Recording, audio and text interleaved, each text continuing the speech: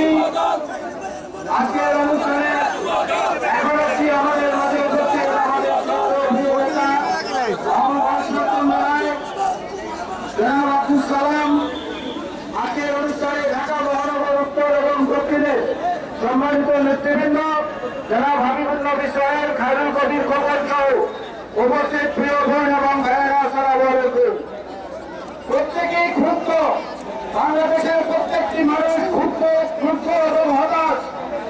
একই সঙ্গে এই কিছুক্ষণ আগে ভাই বলেছেন আমরা হত্যাকাণ্ডের দিন নাকি আজকে 1 বছর পূরণ হয়েছে বা এই ধরনের কিছু।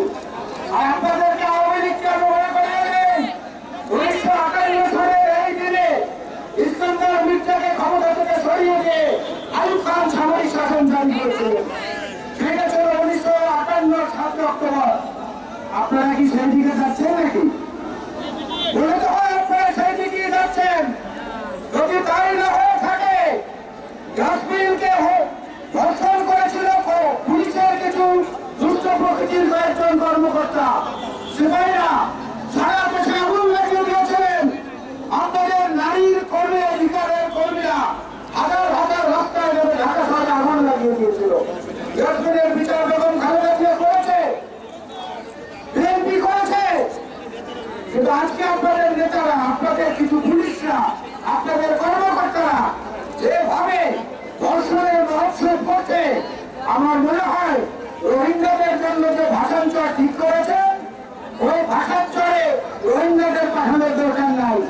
এই ধর্ষকদেরকে পাঠান, এদেরকে পাঠান, আর এই পাপিয়াকে তার দমদম করে পাঠিয়ে দেয়। ওইখানে ওরা নিরাপদে থাকুক, বাংলাদেশের মানুষের দিকে নিরাপদে থাকুক। ওয়াদুল কাদের সাহেব, আপনি প্রায় কোথায় কোথায় বলেন ছাড় দেওয়া হবে না, ছাড় দেওয়া হবে না, ছাড় দেওয়া হবে না। আরে কিসের ছাড়? এটা কি ওই যে আরামে গেলাম, আগরায় গেলাম, হিলাবাজারে গেলাম, 50% ডিসকাউন্ট, 70% ডিসকাউন্ট, তাই নাকি?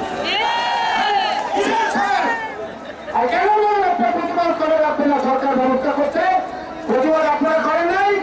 ব্যারিস্টার মানব হোসেন কি একটু বলেছিল আপনার নাই কর্মীরা মাথায় গামছা বেঁধে সেদিন নেমে গিয়েছিল। আজকে কোথায় তারা? তাদের বুটে পড়ে গেছে, তাদের সন্তান নাই, তাদের মেয়ে নাই, তাদের বোন নাই। সবগুলোকে দমনের তলে নিয়ে বঙ্গভবনে আপনাদের শেষ আশ্রয়স্থল হবে না। তাহলে কি এই কর্মসূচির খবর জানেন না? যদি বিএনপি সকল নেতা কর্মীরা জানতো, আর এখান থেকে নির্দেশনা আছে চলো গণভবনে যাই, থাকতে পারবেন না কিন্তু নিরাপদে শান্তিতে। এবং এখনো সময় আছে, ও সোনার সিংহাসন ছেড়ে জনগণের প্রত্যাশা বোঝার চেষ্টা করেন, না হলে আপনাদের পরিণতি হবে ইতিহাসের সবচেয়ে ভয়ঙ্কর এবং নিকৃষ্টতম। ধন্যবাদ, আসসালামু আলাইকুম।